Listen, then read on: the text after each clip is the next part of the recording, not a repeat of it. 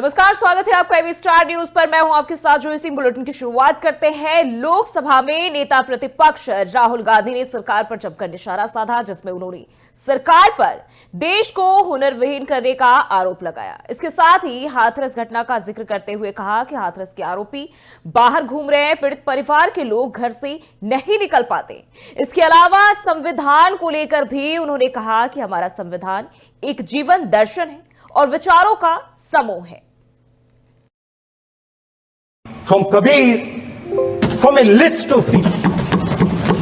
So when we speak of the Constitution and we show the Constitution, of course it is a document of modern India, but it could never have been written without ancient India and her ideas. So when we look at this Constitution, we remember this list of people, all different variations on the same idea. And in front of us stand the people who follow a very different philosophical tradition. And I want to start my speech by quoting what the supreme leader, not of the BJP, but of the modern interpretation of the ideas of the RSS has to say about the Constitution of India and about how he thinks India should be run. The worst thing about the Constitution, the worst thing about the Constitution of India is that there is nothing Indian about it. Manusmriti is that scripture which is most worshipable after Vedas for our Hindu nation, and from which our ancient times have become the basis of our culture, customs, thought and practice. This book for centuries has codified the spiritual and divine march of our nation. Today, Manusmriti is law. These are the words of Savarkar. Mr. Savarkar has clearly stated in his writings that there is nothing Indian about our Constitution. He has clearly stated that the book India is run by should be superseded by this book. And this is what the fight is about. Now, it's nice that all of you are so-called defending the Constitution. But I want to ask you, do you stand by your leader's words? Yes. Do you support your leader's words? Because when you speak in Parliament about protecting the Constitution, you are ridiculing Savarkar. From Kabir, from a list of people. So when we speak of the Constitution and we show the Constitution, of course it is a document of modern India, but it could never have been written without ancient India and her ideas. So when we look at this Constitution, we remember this list of people, all different variations on the same idea. And in front of us stand the people who follow a very different philosophical tradition. And I want to start my speech by quoting what the supreme leader, not of the BJP, but of the modern interpretation of the ideas of the RSS has to say about the Constitution of India and about how he thinks India should be run. The worst thing about the Constitution, the worst thing about the Constitution of India is that there is nothing Indian about it. Manusmriti is that scripture which is most worshipable after Vedas for our Hindu nation, and from which our ancient times have become the basis of our culture, customs, thought, and practice. This book, for centuries, has codified the spiritual and divine march of our nation. Today, Manusmriti is law. These are the words of Savarkar. Mr. Savarkar has clearly stated in his writings that there is nothing Indian about our constitution.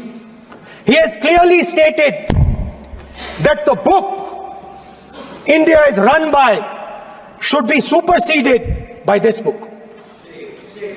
And this is what the fight is about. Now, it's nice that all of you are so-called defending the Constitution. But I want to ask you, do you stand by your leader's words?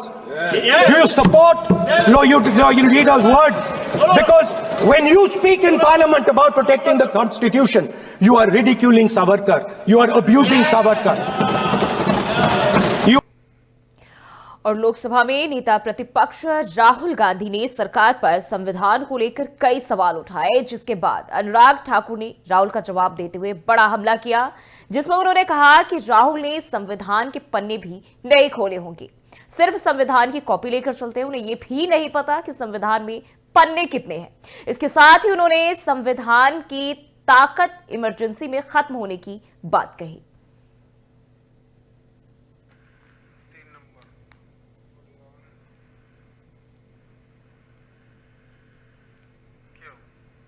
और खबरों में बढ़ते हैं आगे। हरियाणा पंजाब के Shambhu border से रवाना हुए 101 किसानों के जत्थे को 2 घंटे बाद वापस बुला लिया गया। किसान दोपहर 12 बजे दिल्ली के लिए रवाना हुए थे, लेकिन पुलिस ने उन्हें घग्गर नदी पर बने पुल पर ही बैरिकेडिंग के जरिए रोक दिया। बता दें कि दिल्ली कूच की 2 कोशिशों को हरियाणा पुलिस ने नाकाम कर दिया है, जबकि इस दौरान छोड़े गए आंसू गैस के गोलों की चपेट में आने से कई किसान घायल भी हुए थे और एक बार फिर कई किसान इसकी चपेट में आए हैं, जिन्हें घायल होने पर अस्पताल में भर्ती कराया गया है।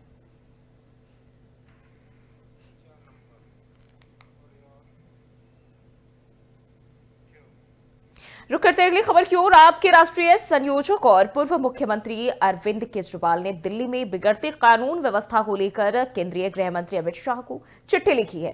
केजरीवाल ने इस मुद्दे पर चर्चा के लिए अमित शाह से वक्त मांगा है मिलने के लिए। बता दें कि पूर्व सीएम अरविंद केजरीवाल ने कहा कि दिल्ली की कानून व्यवस्था केंद्र सरकार के अधीन है, इसके बावजूद दिल्ली को अब अपराध की राजधानी के नाम से जाना जा रहा है।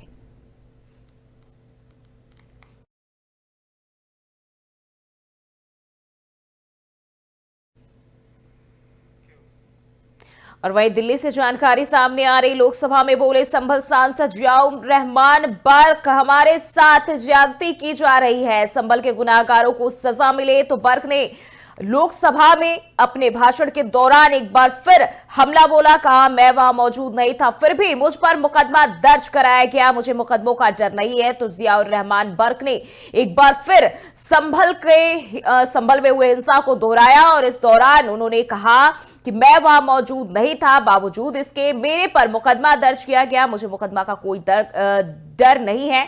वहीं इसके साथ ही उन्होंने गुनाहगारों को सजा दिलाए जाने की मांग की। बहुत बहुत शुक्रिया माननीय सभापति जी। मैं आज यहाँ मजलूमों की आवाज बनकर खड़ा हूँ। उन करोड़ों भारतीय मुसलमान और अल्पसंख्यकों की जद्दोजहद और हक की बात करना चाहता हूँ जो इस देश का अटूट हिस्सा हैं। मेरे अल्फाज बंटवारे के नहीं बल्कि इत्तेहाद के हैं।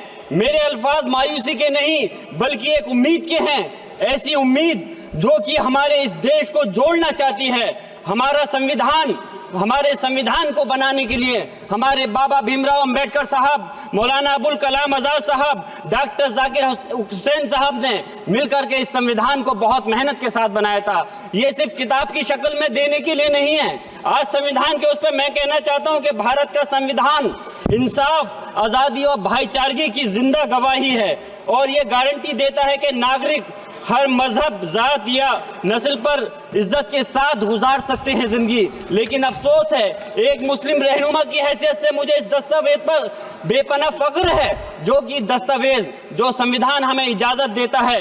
आर्टिकल 15 के मुताबिक किसी भी नागरिक को मजहब, जात, लिंग, नस्ल या जन्म के स्थान पर भेदभाव नहीं किया जाएगा। आर्टिकल 19 में बोलने के, अभिव्यक्ति की आजादी का हक दिया गया है, जो कि हमारे अधिकारी को हक की आवाज को छीनने का आप काम कर रहे हैं। आर्टिकल 25 अपने मजहब को मानने और उस पर अमल करने की आजादी देता है। आर्टिकल 29 के तहत अल्पसंख्यकों के हकों की हिफाजत करने के लिए प्रावधान किए गए हैं, लेकिन आप तो हमारे हकों की छीनना चाहते हैं। माननीय सभापति जी, मैं आपके माध्यम से कहना चाहता हूं कि आर्टिकल 30 के अंदर अपने तालीमी इदारों को कायम करने और उनके चलाने का हक है, लेकिन हमारे साथ ज्यादती हो रही है। यह संविधान को अगर आप कमजोर करेंगे तो याद रखना, ये देश कमजोर होगा, हमारा मुल्क कमजोर होगा। जो संविधान के प्रति वफादार नहीं हो सकते वो हमारे मुल्क के प्रति वफादार नहीं हो सकते। मैं उस संभल की सरजमी से आता हूं जहां पर 15 दिन पहले एक संविधान। संसद के शीतकालीन सत्र का आज 15वां दिन है। लोकसभा में संविधान पर चर्चा भी हो रही है, जिसका आज दूसरा और आखिरी दिन है।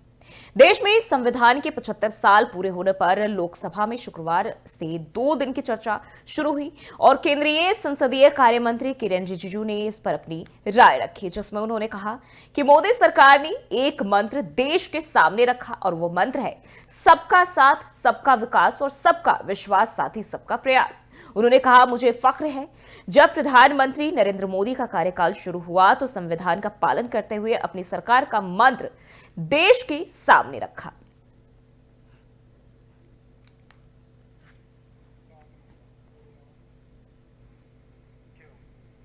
बढ़ते आगे, हैदराबाद में संध्या थिएटर में भगदड़ मामले में शुक्रवार को अल्लू अर्जुन को गिरफ्तार किया गया था और 14 दिनों की न्यायिक हिरासत में भेज दिया गया था। वहीं शनिवार को अभिनेता को अंतरिम बेल मिलने के बाद रिहा कर दिया गया और जेल से निकलते ही अभिनेता ने इस मामले पर रिएक्शन भी दिया है, जिसमें उन्होंने सॉरी बोलते हुए पीड़िता के परिवार को लेकर अपना बयान दिया। दरअसल 4 दिसंबर को पुष्पा 2 के प्रीमियर में अल्लू अर्जुन हैदराबाद के संध्या थिएटर में आए थे और अपने फेवरेट स्टार को देखते ही उनके फैन और दर्शक बेकाबू हो गए और भगदड़ के चलते एक महिला की इसमें मौत भी हो गई थी। पीड़िता के परिवार ने इस मामले में एफआईआर भी दर्ज कराई थी। 13 दिसंबर को इस मामले में अल्लू अर्जुन को गिरफ्तार कर लिया गया था। बाद में पीड़िता के परिवार ने अभिनेता को रिहा करने की मांग की थी।